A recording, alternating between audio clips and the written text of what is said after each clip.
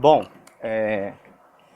se você está assistindo esse vídeo, não é meu aluno, né, não me conhece, meu nome é Valdinei Costa, eu sou professor da UERN, a Universidade do Estado do Rio Grande do Norte, e eu estou produzindo alguns vídeos porque as aulas presenciais foram canceladas aí como uma ação para ajudar na contenção do novo coronavírus.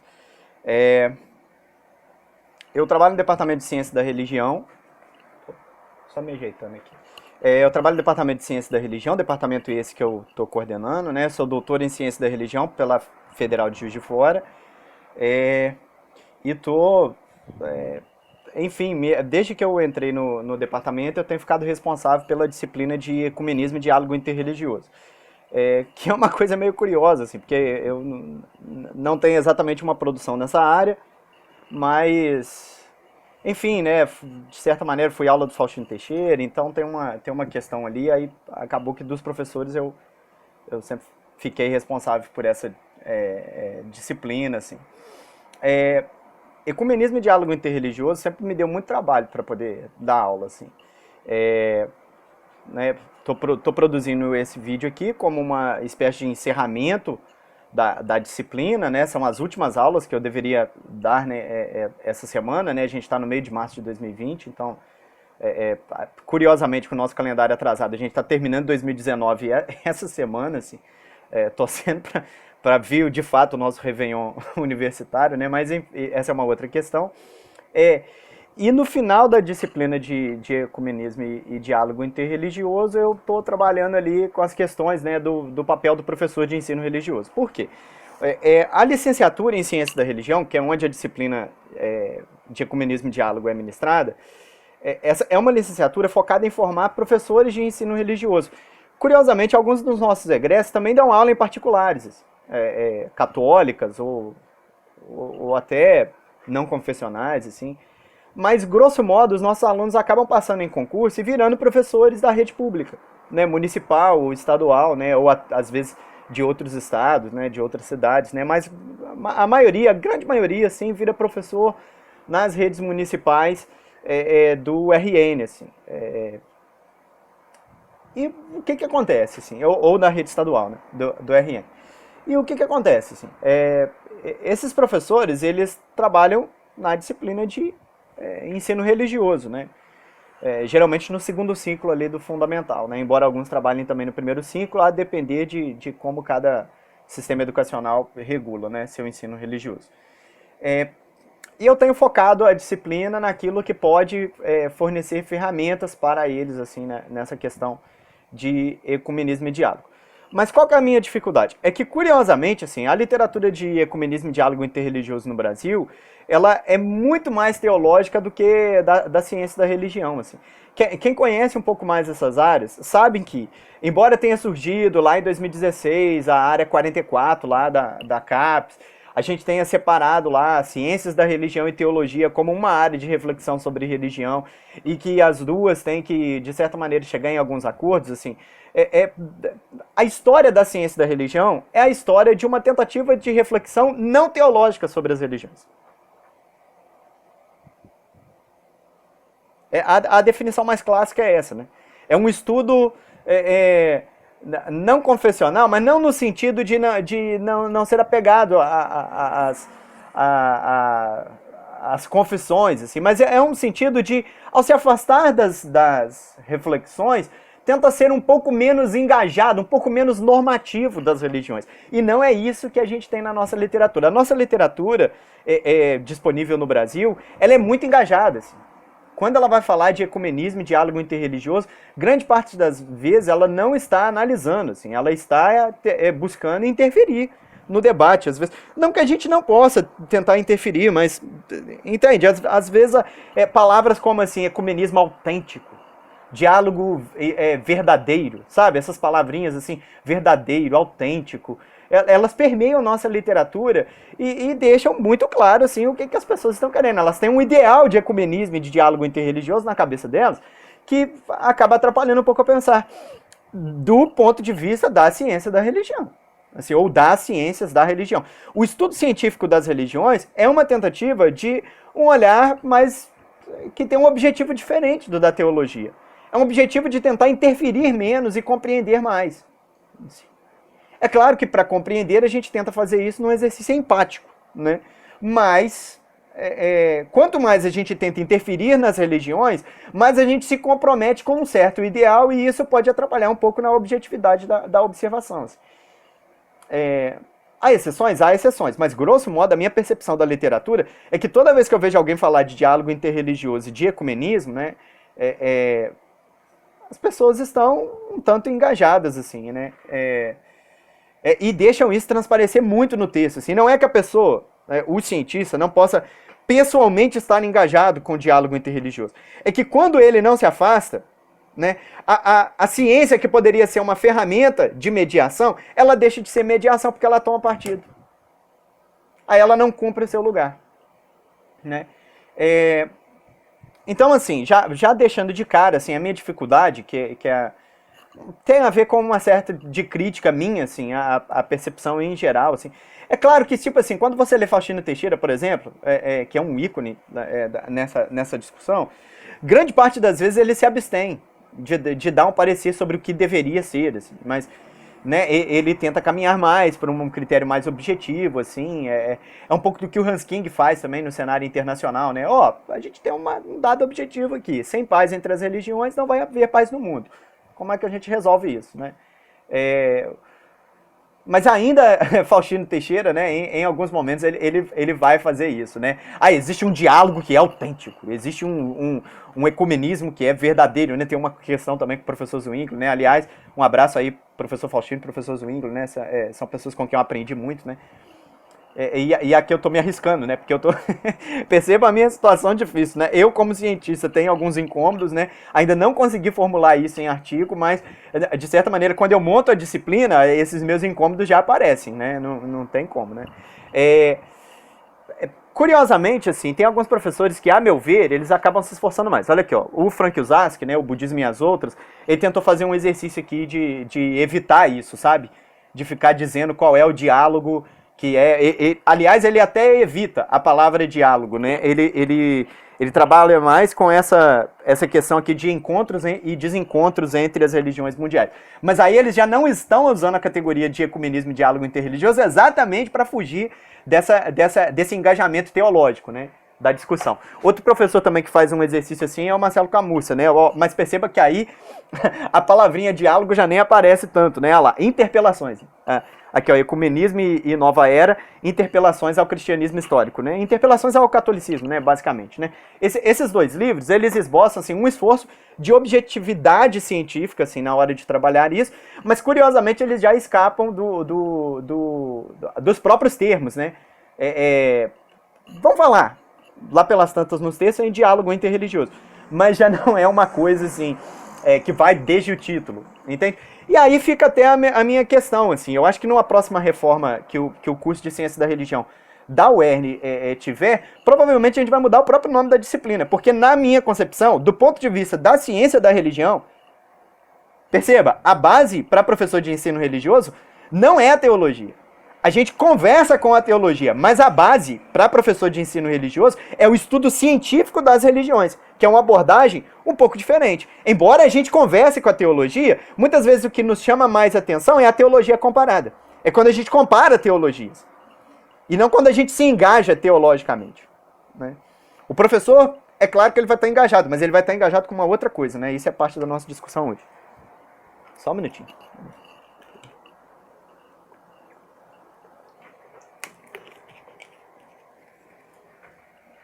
Olha só, qual seria o nome então, né? Na minha cabeça, assim, ciência da religião deveria trabalhar com a categoria relações interreligiosas. Relações interreligiosas, porque aí são relações de paz e de conflito. Elas podem ser de tolerância ou de intolerância. Elas podem ser de diálogo ou de interpelação. Né, como diz as interpelações, né, na categoria ali do Camus, elas podem ser de afinidade ou de afastamento, elas podem ser de encontros ou desencontros, né, como diz o Frank Uzaski. Então, essa macro categoria de relações interreligiosas, e aí levando para a questão do ecumenismo, né, que seria mais restrita aos diferentes tipos de cristianismos conversando entre si, a gente pode pensar em relações intrarreligiosas ou basicamente isso, né? Interreligiosos e intrareligiosas, né? Não sei se seria essa a categoria, né? Mas enfim, pelo menos entre religiões diferentes, eu acho que cabe falar, assim. As relações interreligiosas, elas são de diferentes maneiras, assim. E eu acho que é isso que empodera mais o professor de ensino religioso. Eu monto a disciplina em torno disso. Então, como que a disciplina de ensino religioso funciona até agora? E a partir desse momento eu começo a falar até mais dirigido à turma de ecumenismo e diálogo interreligioso do que propriamente a quem está assistindo aí, não é meu aluno, né? Mas a gente recapitulando, talvez dê um panorama para vocês. Como que é o desenho da disciplina? A disciplina se dá em 3 momentos, né? A primeira unidade da disciplina, eu trabalho com categorias específicas das relações interreligiosas. Percebam, gente, em toda a produção científica sobre religiões, você tem categorias de análise, que são ferramentas teóricas que a gente utiliza, que não fazem sentido analisando uma religião só. Elas só fazem sentido quando a gente analisa mais de uma. Eu separei para os meus alunos pelo menos 4 categorias, assim, que a gente trabalha, assim, que são categorias próprias das relações interreligiosas, categorias chaves na análise disso. A primeira categoria é a de tolerância, que a gente trabalha com ela lá no texto, né? Só faz sentido falar em tolerância se você assumir que existem pessoas diferentes e uma tem que ter tolerância com a outra. Vai existir a diferença. Então a palavra tolerância ela já traz em seu bojo a ideia de divergência, né? De diferença. A gente trabalhou muito a carta de John Locke, né? Que eu passo para os alunos para a gente ler, né? É a carta sobre a tolerância. E o que significa tolerância nesse contexto, né? É um texto bem antigo, né? Assim, virado ali século XVII para o século XVIII, né? Se populariza a noção de tolerância como que uma espécie de renúncia à intolerância. É claro que as pessoas sendo divergentes em matéria de religião, elas vão entrar em debates, em confronto em algum momento. O que John Locke queria é que isso não descambasse para uma violência física, né? E aí ele faz uma carta ao governante para que o governante renuncie o uso da violência do Estado contra as pessoas que não têm a mesma religião que ele, né? De certa maneira a gente trabalha a categoria de tolerância ali nesse sentido. Mas não é a única categoria que a gente trabalha no início da disciplina. A gente também trabalha com a categoria de pluralismo. Por quê? Porque ter tolerância com uma pessoa que está longe de você é uma coisa. O problema do pluralismo é que afunila, que reduz o espaço e aí os diferentes têm que conviver entre si, né? É a grande diferença entre diversidade e pluralismo. Percebam, gente, a gente tem milhares de religiões no mundo. De certa maneira, sempre teve diferentes religiões. Assim. Agora, uma coisa é você ter diversidade religiosa, outra coisa é você ter pluralismo religioso. A diversidade pode acontecer em que cada religião escolhe um canto e fica lá. Com o avanço da modernidade isso não é possível, porque a modernidade, ao sofisticar meios de comunicação e transporte, e o que gera a urbanização, faz com que os diferentes tenham que conviver no mesmo espaço. Então você tem um desafio em como organizar isso, como controlar isso, né? Perceba que durante muito tempo, qual era a tolerância da Europa, né? A tolerância era, se você é luterano, que você viva na Alemanha. Se você é calvinista, que você viva na Holanda. Se você é católico, que você vai para Roma, ou você vai né? Que você vá para a Itália ou para a França, né? Esse era o nível de tolerância, assim. Agora, no momento em que você tem diferentes religiões no mesmo lugar, isso complica. A gerência disso é complicada. Assim. Então, a segunda categoria que a gente trabalha é a noção de pluralismo para a gente sofisticar o entendimento disso. E a terceira categoria que eu trabalho nessa disciplina, né, de ecumenismo e diálogo interreligioso, é a categoria de fundamentalismo, porque, curiosamente, o fundamentalismo é efeito do pluralismo e não o contrário. Né? Fundamentalismo não é um fenômeno assim que diz respeito ao passado, é um fenômeno que diz respeito ao presente, porque é a tentativa das religiões de se assegurarem ao passado, que não é da maneira que o passado foi, é da maneira moderna de se fazer. Então, assim, enquanto na questão da tolerância a gente leu John Locke, a questão do pluralismo costuma alterar os autores, né? Em 2019 a gente leu o Peter Berger, né?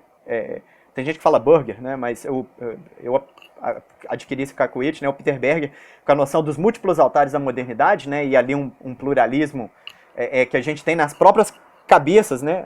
Cada um acaba pensando em duas chaves, né? A gente até toma remédio, né? Dipirona para dor de cabeça, né? Mas se começar a ficar muito severo, a gente ora, né? A gente reza porque né? A gente trabalha nas duas chaves, né? Mas enfim, não vai dar tempo aqui nesse vídeo de aprofundar isso, eu só quero expor as categorias, né? Tolerância, pluralismo. A segunda categoria, a terceira categoria é a de fundamentalismo, e aí eu trabalho com a Karen Armstrong, né? Que é essa autora, assim, super sofisticada, assim, eu aconselho a todo mundo a ler, assim, Em Nome de Deus, né? Que é o fundamentalismo nas três religiões monoteístas, né? Então, o prólogo e a conclusão, assim, eles são textos, eu acho que fundamentais para entender o que está acontecendo no mundo hoje em questão de fundamentalismo, assim, né? E qual que é a questão, né? É o grande desespero das pessoas ao perder a sua segurança, né? Acabam se arraigando, né? E é curioso, assim, né? Tem alguns erros que a gente comete, né? A gente acha que o pluralismo, ele vai favorecer um ecletismo, assim, né? De um lado, sim. Só que o grande problema é que ao aumentar o ecletismo, você também tira as bases de segurança, de sustentação do mundo. E aí, na mesma medida, vão surgir movimentos que vão tentar se assegurar alguma coisa, vão tentar ler a Bíblia numa chave fundamentalista, se apegar à tradição católica numa chave fundamentalista, as tradições judaicas, a questão das tradições também dos árabes, né? Em geral, mas dos muçulmanos especificamente, né, que aí você tem os muçulmanos árabes e os muçulmanos ao redor do mundo, eles vão ter, assim, um certo apego diferente às suas tradições, né, como refluxo do pluralismo, né. Então, são essas três categorias. E uma quarta categoria que eu introduzo aí para discutir, principalmente o Brasil, né, é a questão do sincretismo, assim, a mistura das religiões, né. E curiosamente, né, para Pierre Sanchi, a conversão é um tipo de sincretismo. Perceba isso, né? Muitas vezes você define a sua religião na relação com outra. Às vezes algumas religiões se tornaram mais duras, né? Eu costumo dar o exemplo para meus alunos, né, do protestantismo, né? O protestantismo no Brasil, ele é mais iconoclasta do que o protestantismo que a gente importou, que é dos Estados Unidos. Muitas vezes se tinha cruz lá e não se tinha aqui. Por quê? Por causa do protestantismo? Não, por causa da relação com o catolicismo. Outro exemplo é o Islã, né? O Islã no Brasil ele tem um certo apego à figura de Maria, né? Tem uma coisa ali com Maria ali, né? Que é uma coisa brasileira, que é produzida por causa do Islã? Não, é produzida por causa do islamismo no Brasil, que tem que se entender com a população cuja figura feminina nas religiões é muito forte, né? Então o Islã brasileiro ele tem livros específicos sobre Maria, assim, tem uma espécie de catequese, não é esse o nome que se dá, né? Mas que vai se dar uma certa atenção a Maria. Então, ou seja, as religiões, elas têm processos sincréticos, sabe? Que mudam as suas estruturas internas na relação. Então, com essas categorias, né? Tolerância, pluralismo, fundamentalismo e sincretismo, a gente está pronto agora para poder fazer uma análise e entender o que é ecumenismo e diálogo interreligioso. Porque ecumenismo e diálogo interreligioso são categorias da teologia. As categorias da ciência da religião para lidar com isso que a gente chama de ecumenismo e diálogo interreligioso são essas outras quatro que eu coloquei na jogada, né? E aí, com elas, a gente vai olhar o que é que a teologia, né, sobretudo a teologia do pluralismo, chamou de ecumenismo e chamou de diálogo interreligioso. E aí a segunda etapa da disciplina, que é maior, né, assim, a que ocupa mais aulas, né, é a parte da disciplina que a gente vai focar e aprofundar o que é ecumenismo e o que é diálogo interreligioso. Aí a gente vai ler o Zwinglio Dias, a gente vai ler Faustino Teixeira, a gente vai ler Marcelo Camus, a gente vai ler o Frank Usaski para balizar um pouco, mas a gente vai ler também Magali Cunha, né, a gente lê o marido da Magali, né, que é o Cláudio Ribeiro, acho que é esse o nome, né? A gente não lembro se é Ribeiro ou se é Oliveira ou se é as duas coisas, mas enfim, rapaz, me fugiu aqui o sobrenome dele. Mas, enfim, a gente leu textos dele sobre ecumenismo, né? De um lado, sobre diálogo interreligioso, a gente já também leu o Volney Berkenbrock.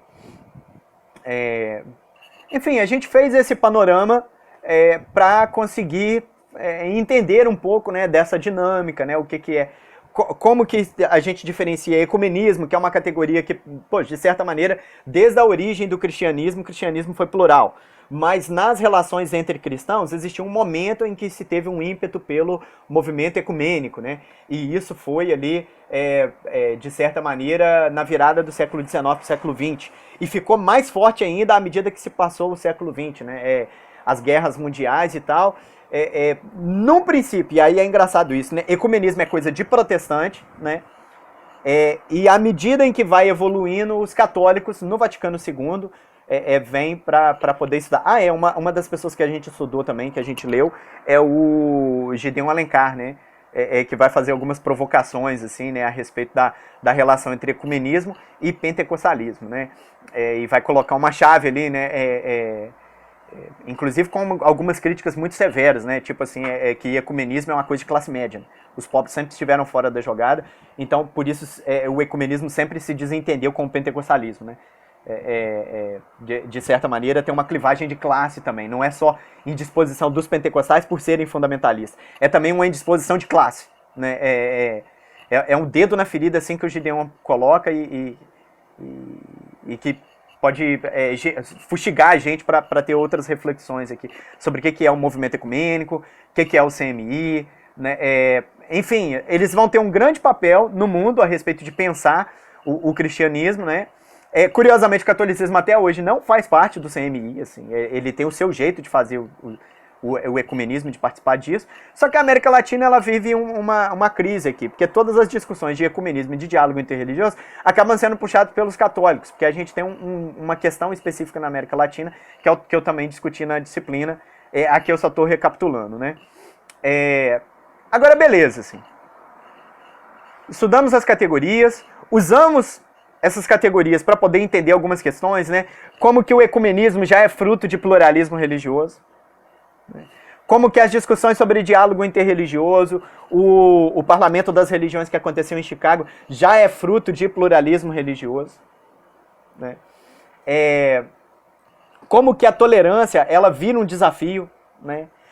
Acaba se tornando assim uma questão dos direitos humanos, cujos movimentos ecumênicos, cujos movimentos de diálogo interreligioso que forçam isso, participam da produção e são assim, eu sempre faço essa reclamação do engajamento, mas esse engajamento, ele pode ser bom eticamente, assim, cada um que faça suas escolhas. Agora, a minha preocupação é que cientista e professor têm uma objetividade diferente, ele tem uma obrigação diferente, ele tem que dar um tipo de conhecimento que de outra maneira não seria dado, assim, esse é o meu incômodo. Mas assim, eticamente, que se milite, assim, eu não tenho nenhum problema com isso não, né? Mas eu acho essa militância mais teológica do que científica, assim, né? Então, fazendo essa clivagem, né, entre olhar intra-religioso e olhar de fora das religiões, né, que é o olhar da ciência da religião. Agora, beleza, depois de fazer isso tudo, a gente caminha para uma terceira etapa. Qual é a terceira etapa, né, da disciplina? A terceira etapa é pensar o professor de ensino religioso no meio disso tudo. E aí, olha só, o professor de ensino religioso, quem é o professor de ensino religioso?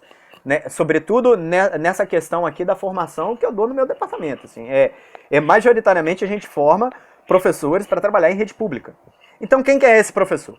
Não existe professor sem ciência de base. E isso é um incômodo. Aí aqui, eu acho que eu vou receber crítica de todo lado aqui, né? Porque os meus próprios amigos vão se incomodar com o que eu estou falando aqui. Mas enfim, é o jeito que eu dou aula, tá? Tenham paciência aí. O que acontece, né? O meu incômodo com a literatura de ensino religioso agora, né? Eu me incomodei com a literatura de diálogo interreligioso, agora o meu incômodo com a literatura de ensino religioso. O que acontece? Muitas vezes eles ficam trabalhando em ensino religioso como se fosse uma área de conhecimento. Ensino religioso não é área de conhecimento, desculpa, né? Até saiu assim, né, na BNCC e provavelmente vai mudar, né? Ensino religioso vai ir para dentro de ciências humanas rápido, porque não tem lógica. Entendeu? Nenhuma área da educação é área de conhecimento autônomo. Toda a educação, e aí, desculpa, assim, vocês têm que ler mais Max Weber para poder entender isso. Assim. Toda a educação, do jeito moderno, é uma educação burocratizada. Então a gente vai para dentro de sala com conhecimento científico de base. É assim que a gente montou o conhecimento burocrático. Não é que você não possa ter um outro conhecimento popular, né? Tem até uma discussão se Paulo Freire é aplicável ou não à escola, porque o jeito de Paulo Freire propor educação é diferente. né, daquilo que a nossa burocracia permite. Mas, enfim, assim, as escolas são montadas para que se haja uma tradução de conhecimentos específicos para dentro de sala de aula. Assim. Então, nenhuma área escolar é área autônoma. É área de conhecimento autônoma. Não existe isso. Só existe isso para as pessoas que não estão estudando ciências da educação e não estão entendendo nada de como a educação moderna se organiza. Assim. Desculpa. Tem que voltar a ler teoria do currículo, tem que voltar a ler, se não voltar, começar a ler, né, a ciência da educação em geral, assim, sobre como a gente organiza essas coisas. É claro que a gente tem um esforço por trazer o conhecimento tradicional, mas a teoria do currículo avançou muito e a gente não pode ficar de fora disso, né, ainda mais numa discussão sobre base nacional comum curricular. Assim, desculpa, ensino religioso não é área de conhecimento. Qual que é a área de conhecimento? Né? Aí é que a gente tem uma discussão. Assim, a área de conhecimento é a área das ciências que se dedica às religiões, ora bolas. Um ensino focado em religiões, ele tem que tomar de base a área de conhecimento que foca nas religiões. Né? No próximo vídeo eu faço uma discussão mais aprofundada sobre ensino religioso. Me permitam aqui ficar só com a minha caracterização do que é um professor de ensino religioso. O professor de ensino religioso é alguém pago pelo Estado para poder estar dentro de uma sala de aula falando de religiões. Sacou? Ele pode fazer isso tomando de base a teologia? Talvez até possa. Mas ele vai ficar em desarmonia com seus colegas. Perceba? Quem vai para a sala de aula para falar de matemática, vai para a sala de aula tendo por base conhecimento matemático, produzido na academia. Quem vai para a sala de aula falar de biologia, vai para a sala de aula para falar a partir do conhecimento científico produzido pela biologia. O professor de ensino religioso, para ficar em harmonia com os seus colegas, já que ele é um profissional pago pelo Estado para isso, ele não tem outra alternativa, meu cara. Ele tem que olhar para a área da ciência e buscar na ciência o que é que pode lhe ajudar. Porque é assim que seus colegas trabalham, não tem motivo para ele trabalhar diferente.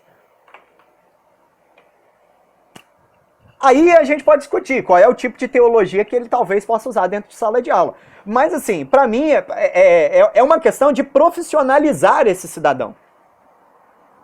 Entende? Perceba que isso já até ultrapassa a discussão se vai ser confessional ou não confessional. Porque aí a gente tem que ver se o conhecimento produzido na academia é confessional ou não. Essa é uma discussão de segunda ordem. A discussão de primeira ordem é que ensino religioso não é área de conhecimento. Ele não é autônomo, ele não pode pensar por si mesmo se ele é confessional ou não. A única coisa que ele tem que pensar é que todo conhecimento que é dito no colégio, ele vai à academia buscar a sua base. Por isso toda a disputa que a gente está no meio do governo Bolsonaro aí, com essa questão do Ministério da Educação. Porque você não pode introduzir textos que não são produzidos na academia, com os critérios acadêmicos, e muitas vezes tem alguns movimentos lá de dentro do Ministério da Educação que estão tentando introduzir, daqui a pouco a gente vai ter uma falta de controle do conhecimento que a escola tem que dar. Perceba, não é um controle do conhecimento que possa existir. E não é um controle total da educação. Não é essa a questão. A grande pergunta é qual é o conhecimento que a escola tem que dar. Porque o aluno não vai ter em nenhum outro lugar. Entende? A pergunta que a gente tem que fazer é essa. Porque, é claro, aí é um princípio paulo-freireano, né? Se você não entrar no mundo do aluno, você não consegue educar ele. Beleza. A gente não pode trabalhar com educação bancária que é só depositar no aluno o conhecimento. Agora, por outro lado, a gente tem que ter consciência, gente, que a internet, ela vai tornar o serviço do professor talvez ainda mais fundamental do que foi antes. Se a gente vai ter que fazer isso presencialmente é uma questão. Se vai precisar de escola é outra questão. Mas eu acho que o serviço do professor ainda não acabou. E como que o professor se controla? No seu coletivo. O coletivo científico, que dá as bases para que depois os especialistas da educação nos ajudem na transposição didática, na elaboração didática disso, para poder a gente refinar isso para os alunos. Por quê? Porque engano seu achar que a internet permitiu todo o conhecimento, porque ainda tem uma pessoa digitando no Google, e se ela não procurar pelo conhecimento mais importante, ela não vai entender. E conhecimento tem hierarquia. Alguns conhecimentos empoderam mais do que outros, né? Ou você acha que a gente vai conquistar o nosso lugar no mundo sem saber falar inglês?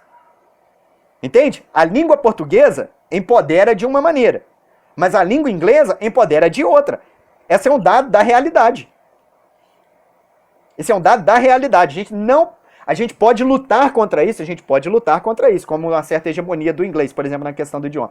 Mas não tem o que fazer, é um dado da realidade, então é melhor que o aluno saiba inglês. Se você negar as classes mais baixas o saber de inglês, elas vão ficar mais fracas. Entende? Eu estou trabalhando aqui com o Michael Young e a ideia de teoria do currículo poderoso. Então a gente tem que entender isso. Assim, ensino religioso não é área de conhecimento autônomo. Primeiro ponto. Ensino religioso pode ser pensado como ciência da religião aplicada.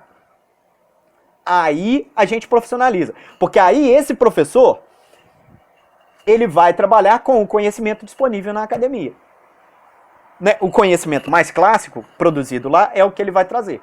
Então, na última parte da disciplina, a gente vai discutir exatamente isso. Quem é esse profissional de ensino religioso? Só que a minha visão desse profissional não é uma visão de que ele está trabalhando numa área de conhecimento autônoma. Não. A minha visão desse profissional é a visão de como qualquer outro professor, esse professor tem que ter uma base. Então, quem é o professor de ensino religioso a partir dessa discussão? Ele tem 3 características. Ele é, ao mesmo tempo, né, uma pessoa que tem que ter um pé na educação, porque ele é professor. Ele tem que ter um pé na ciência, porque todo professor, independente de qual, ele vai elaborar aquilo que a academia produz dentro de sala de aula. Né? É essa a definição de professor dentro do mundo moderno, desculpa, né? Não tem como fugir disso. E, terceiro momento, esse professor ele vai trabalhar com a questão de ser estatal. Pode ser que algum professor trabalhe na rede privada, mas como eu formo a maioria da turma, assim, acaba virando professor da rede pública, eu tenho que pensar que esse professor, ele ocupa 3 espaços. Ele está, ao mesmo tempo, assim, intercalando o espaço da educação, que é um espaço próprio, o espaço da ciência e o espaço do poder público. Porque, embora esse não seja exatamente um agente estatal, ele é um agente autorizado do Estado para ensinar. Então a gente tem que pensar, no final da disciplina de ecumenismo e diálogo interreligioso, como que esse profissional lida com o diálogo interreligioso. Beleza? Mas tem que se pensar que ele está, ao mesmo tempo, conjugando a ciência, conjugando o poder público e conjugando a ciência, o poder público e a própria área da educação, assim. Ele é como se fosse uma pessoa com 3 personalidades. Assim. Ele é ao mesmo tempo um agente de educação, ele é um agente de ciência e ele é um agente autorizado pelo poder público. Né? E praticamente de agora em diante eu quero conversar sobre o que isso significa. Assim. Deixa eu só ver um negócio aqui. Porque tinha alguns vídeos meus que estavam cortando com meia hora, né? Então, essa não é a primeira vez que eu gravo essa aula, né? Então eu tô bem desgastado aqui, porque tem que gravar várias vezes até a que vale, né? Isso tá me estressando aqui, mas enfim, é outra coisa. Só beber uma água aqui.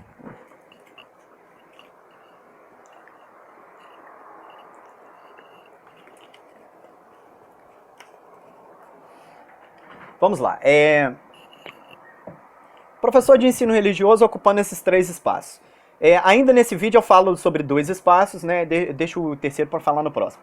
Vamos lá. O que é um professor de ensino religioso ocupando o espaço de ciência? Que é o que mais pega aqui, né? A meu ver, embora a teologia possa ser uma parceira da ciência, da religião, ou do estudo científico das religiões, quem preferir, ou do estudo das religiões, independente, a teologia, existem teologia e teologias. Né? Qual a teologia que mais nos interessa? É a teologia comparada. É quando a gente faz comparações teológicas. Né? Essa é a parte que nos interessa. A meu ver, assim, né? Uma espécie de teologia das religiões, né? Talvez a mais interessante, assim, a meu ver, para a questão da ciência da religião. Existem outras teologias também, né, que a gente pode considerar aqui. Tem uma questão da análise de textos sagrados aí, que vai demandar algum conhecimento teológico. Mas, enfim, né, essa é uma parte que, a meu ver, ela pode ser incorporada ao principal, mas não é o principal. O principal da ciência da religião é produzir um ponto de referência fora das religiões. Nessa última etapa, para trabalhar o professor de ensino religioso como agente de ciência, o professor de ensino religioso como agente da educação e o professor de ensino religioso como agente público, eu trabalhei com 3 textos, né, que são diferentes entre si, mas que culminam na ideia de que a gente precisa de uma instância de mediação das relações interreligiosas. as relações interreligiosas, elas estão se agravando num nível, assim, que a gente vai precisar de uma instância de mediação. Então, seja o professor um agente de ciência, ou um agente de educação, ou um agente um agente do poder público, ou autorizado pelo poder público, ele, nas três situações, ele é um agente de mediação. A gente precisa de um ponto fora das religiões. E como a teologia muitas vezes é pensada de dentro das religiões, ela acaba nos ajudando, mas a gente tem que quase que estabelecer um filtro para aquilo que ela vai... Por exemplo, uma teologia fundamentalista, ela acaba sendo para nós mais objeto de estudo do que sujeito. Assim, a gente lê ela mais na chave de tentar entendê-la na comparação com outros tipos de teologia do que usando dela para poder falar em sala de aula, entende? A gente fala a partir de uma outra referência, porque a gente precisa de uma referência externa, né? O ponto de vista é esse, assim, se você precisa de uma instância de mediação, ela não pode estar comprometida com nenhum dos lados. É uma questão dessa situação, né? E aí eu passei para os alunos, pelo menos para o professor como agente de ciência, né? Eu passei para os alunos uma conferência que o Michael Pai, né, que foi presidente da Associação Internacional de História das Religiões, uma conferência que o Michael Pai fez no Japão sobre qual é o papel da ciência da religião, ou das ciências da religião, ou do estudo científico das religiões, diante das relações interreligiosas. Ou do diálogo interreligioso, se você preferir, que é o termo mais popularizado, né? Esse texto eu deixo aí no link, né, na descrição do vídeo. O que acontece? O Michael Pai, ele, ao fazer essa conferência, ele já assume, né, como o estudo científico das religiões é feito de fora das religiões, um primeiro momento você pode pensar, né, ele não interessa às religiões, ou ao diálogo interreligioso. Por quê? Porque ele é feito de fora das religiões, então ele vai ser pouco útil. Mas para o Michael Pai é de outra ordem isso, né? É muito pelo contrário, assim. Para se acontecer um diálogo interreligioso, uma das grandes dificuldades é você criar informação confiável pelos dois lados. Qualquer parte das relações interreligiosas precisam ter uma instância que seja confiável para as duas. E talvez só um estudo produzido de fora das religiões possa criar essa mediação. Possa criar essa informação que vai ser confiável, vou dar um exemplo aqui, tanto para evangélicos quanto para o povo de terreiro. Por exemplo, estou pegando aqui um conflito clássico no Brasil, né, entre crente e povo de santo. Né? O que acontece? Né? As religiões afro-brasileiras, ou as religiões de matriz africana, elas têm um jeito de pensar as coisas. E os protestantes, os pentecostais, principalmente, eles têm um outro jeito de pensar as coisas. Talvez seja a ciência a produzir a mediação. Aí qual que é o problema? Quando ela toma partido de qualquer um dos lados, ela acaba perdendo esse lugar de mediação. Se você ler o Michael Pai, você vai entender o que eu estou falando. Assim. A importância, ele não diz como, porque isso é um desafio sem tamanho. Assim. Mas pelo menos a ciência da religião, desde quando ela é pensada, perceba, eu estou trabalhando aqui muitas vezes no singular, embora o meu próprio departamento tenha o nome no plural, assim, Departamento de Ciências da Religião. Né? Mas o que eu entendo? Você pode falar ciências da religião, ciência da religião, ciência das religiões, ciências das religiões. Não importa. No limite, você tem um espaço acadêmico reservado para reflexão sobre religiões. Né? Esse espaço acadêmico, desde quando ele foi pensado, lá no século XIX, né, com os pioneiros, né, Max Miller, Cornelis Stille, Chantepie de la Saussure, esses caras, eles imaginaram o quê? Um espaço acadêmico que vai se especializar em religiões e que não pode ser teológico. Num primeiro momento ele pensa assim, às vezes dito dessa maneira, né? Mas qual que é a cabeça do Cornelis Stille, por exemplo, né? O estudo das religiões tem que ser feito das religiões enquanto fenômeno humano. Se Deus existe ou não, se os espíritos se manifestam ou não, é uma questão de segunda ordem que a gente vai deixar isso à teologia. A gente não tem condições de tratar isso de maneira científica. O que a gente pode fazer é abrir mão disso, ainda que se reconheça a pertinência dessa discussão, e discutir mais a face humana dessa coisa. Como que essa coisa se manifesta em seres humanos? Assim? Aí você pode conversar sobre a diversidade religiosa e uma série de coisas. Assim. O cientista da religião, ou a pessoa que pesquisa ciências da religião, ela tem que ter essa consciência, assim, que a gente, ao fazer isso, para ser profissional, a gente acaba abrindo mão de certas coisas. A gente acaba abrindo mão de falar do sobrenatural. Quando a gente fala do sobrenatural, a gente fala na chave do que as pessoas fazem com os espíritos. Entende? Na chave da relação entre espíritos e pessoas. Menos preocupado com asseverar a autenticidade ou a pertinência ou quem é que está certo nessa discussão, porque as religiões são muito diferentes. Assim. Então a gente faz uma espécie de autocontenção.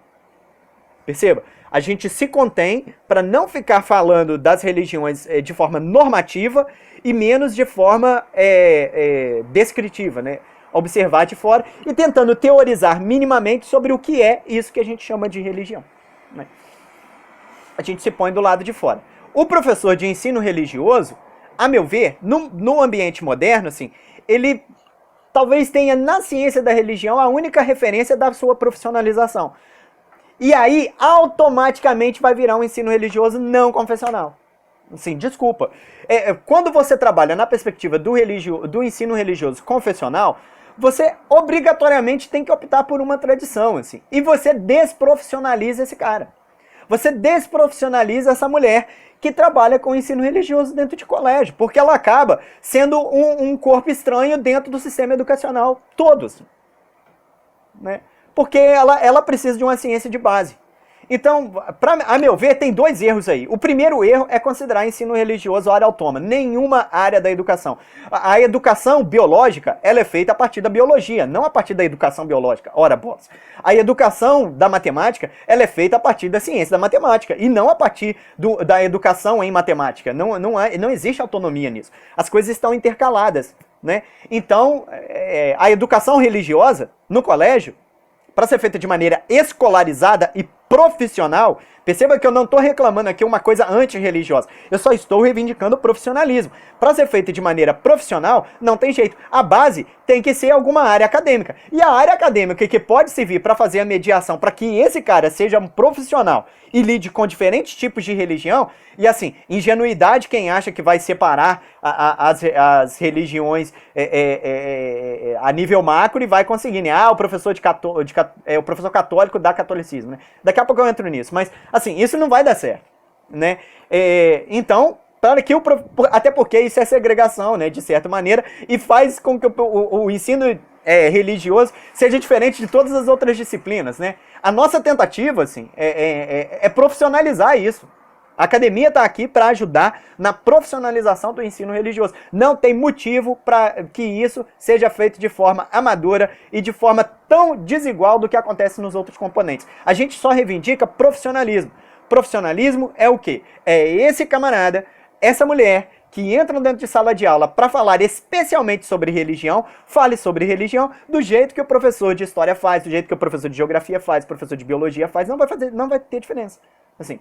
E qual que é a área acadêmica mais afeita a isso? Meus caros, não tem outro jeito. É o estudo científico das religiões. Não tem outro caminho. Agora você vai pegar a parte da academia, que se faz isso, e ela vai trabalhar com religiões, e a partir disso vai desenvolver ali. Agora, a nossa grande dificuldade é separar, assim, porque tem muita coisa dentro da própria academia sendo dita sobre religião. Muita coisa de forma militante. Se você tiver no objetivo de que a ciência da religião, nas relações interreligiosas, a obrigação dela é se recatar a um papel mediador, aí você entende isso. Aí você entende que você precisa da ciência da religião. Eu tô suando aqui. Da aula no Nordeste tem disso, né? Então, paciência. Tô com um ventilador aqui em cima de mim e não sei se vocês estão escutando o barulho ali, mas paciência, né? Agora, o segundo fato, né? Esse professor, ele, numa questão de educação, até se ele desse aula em colégio particular, ele teria que levar isso em consideração, entende? Se você dá aula no Marista, no Salesiano, nos Jesuítas, ou no Adventista, no Colégio Batista, você tem alunos que não são batistas, não são católicos, não são metodistas, não são, né? Enfim, das confissões dessas instâncias confissionais. O que vai acontecer? Numa sala múltipla, você não vai conseguir, meu caro, as pessoas já não conseguem fazer isso automaticamente. Ficar ensinando só sobre uma religião. Porque senão, você não entra no mundo do aluno e não consegue ensinar. É assim que a educação funciona. O critério é técnico, menos do que militante, entendeu? Se você não entrar no mundo do aluno, o aluno não vai aprender nada sobre o que você tem a ensinar. Então, se você ficar só de proselitismo, defendendo uma religião, assim, e o aluno é de outra religião, aquilo vai entrar no ouvido e sair no outro. Assim. Não tem solução. Então, a melhor forma de se fazer educação religiosa, pelo menos no papel do professor enquanto profissional, talvez seja se resguardar no estudo científico das religiões. É o que mais vai ajudar. Agora tem um segundo ponto, assim, se esse cara é um agente autorizado pelo poder público, da rede municipal, estadual, federal de educação, aí, meu cara, aí você tem uma outra questão.